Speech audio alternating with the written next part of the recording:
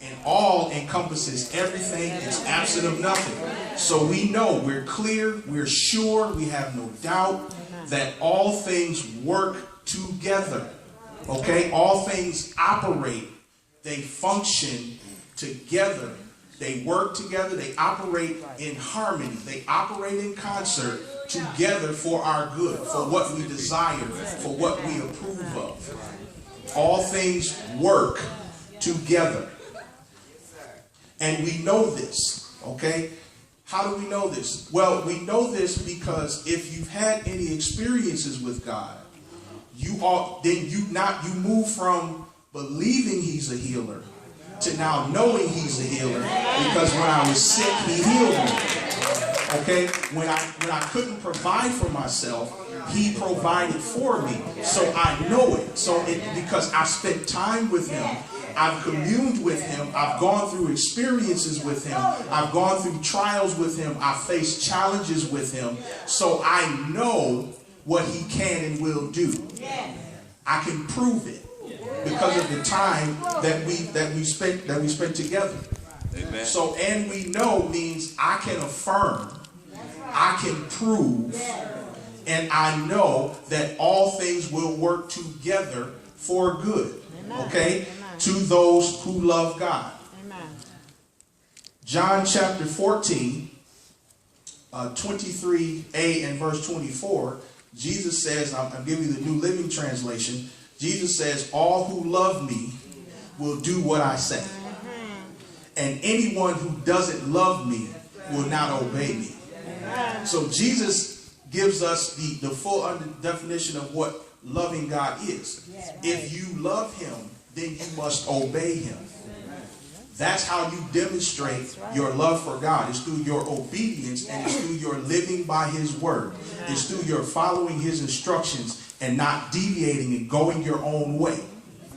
If you love me, keep my commandments. So in Romans 8:28, it does say all things work together for good, but it says to those who love God. So it's to us who obey him. It's to us who follow him. It's to us who submit to him. Then things work out for our good. But we must love him. We must be in line with what his word says. We must line up in order for all things to work together. So in loving God, we qualify to receive that benefit of things working out for our good. So how does this really all work together? How does this really tie into Thanksgiving? 1 Thessalonians says, in everything give thanks, for this is the will of God concerning you. Thank God no matter what happens. Because this is how we are to live. Those of us who love God, this is how we are to live. Okay? So you might be saying, well, you don't know what I'm dealing with. You don't know what I'm facing. You don't know what I dealt with last night. You don't know what I fought with this morning. You don't see me at night when I'm wrestling in the bed because I can't go to sleep. You don't see the bill. You don't see the loan. You don't see the lien that's coming that I'm trying to figure out how to handle. So how is all this going to work? Or how can I believe, or how is it that I can know that all this is going to work? And then how am I going to give thanks in the midst of it? It's very simple. Remember what he's already done. The songwriter wrote, Jesus, I'll never forget what you've done for me. I'll never forget how you set me free. I'll never forget how you brought me out. So in the midst of whatever it is you face, whatever those things are, because I remember my history with God, that is what allows me to be able to give thanks no matter what. Okay? Come on, tell somebody, I got a history with God. I got a history with God. I got some things that I've proven. Okay? I got times that I couldn't provide for myself and he provided. There were times that I couldn't fight what I was facing, but he fought for me. There was battles that it looked like I was losing, and at the last minute he swooped in and gave me the victory. So because I have a history with him, it becomes easy for me to thank him no matter what I'm going through. Because whatever I'm going through, nothing is bigger, nothing is stronger than God. There is nothing that he cannot handle. There's nothing he cannot bring us through. So remember your history with him. Remember the experiences you have with him. Remember how when you were battling what you were battling and it worked for your good. Remember how he took you through whatever you went through and it worked for your good. Remember how he grew you through things and it ended up working for your good, even though when it started it didn't look like anything was going to happen. It looked like there was no way out. It looked like there was no light and there was no tunnel. But he carried you through and it ended up working out for your good. One of the toughest times I had in my life was when I lost my mother. I lost my mother. I didn't know how to handle that. I didn't know how to deal with that. I wasn't ready for the void in my life that death created. I wasn't ready for the hole in my heart because of the relationship I had with her. I wasn't ready for the hole. And I said, well, God, I've heard you say, I've heard it testified, because I was young at the time, in my 20s. I've heard people testify that you can fill voids. I've heard people testify that you are fatherless, you're mother to the motherless. I've heard people testify that you will carry through. I heard people testify you will provide. Yeah. And here I sit saying, well, I believe it because I've heard it.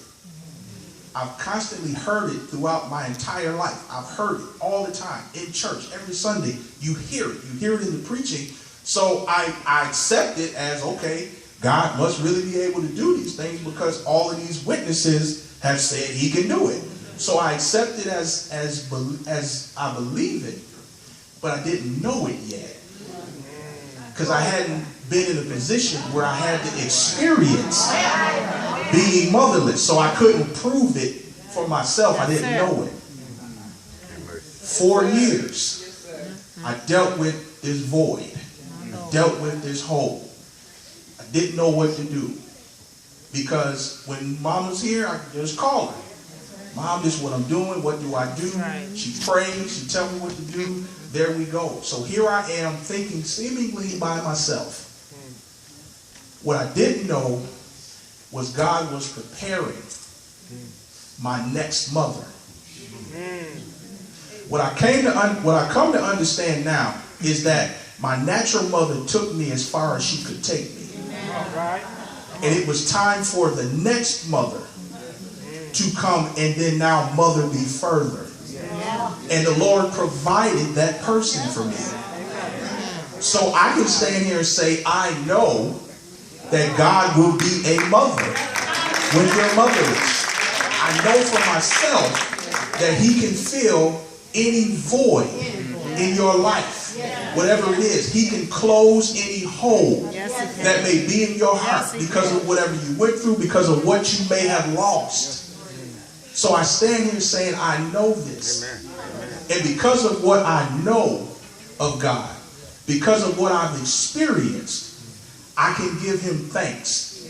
Because what I've experienced with him and my knowledge of who he is and what he can do is shifted my mindset. So as I'm going through, I don't think about it as woe is me, but I'm looking at it as, God, this is an opportunity for you to get glory again.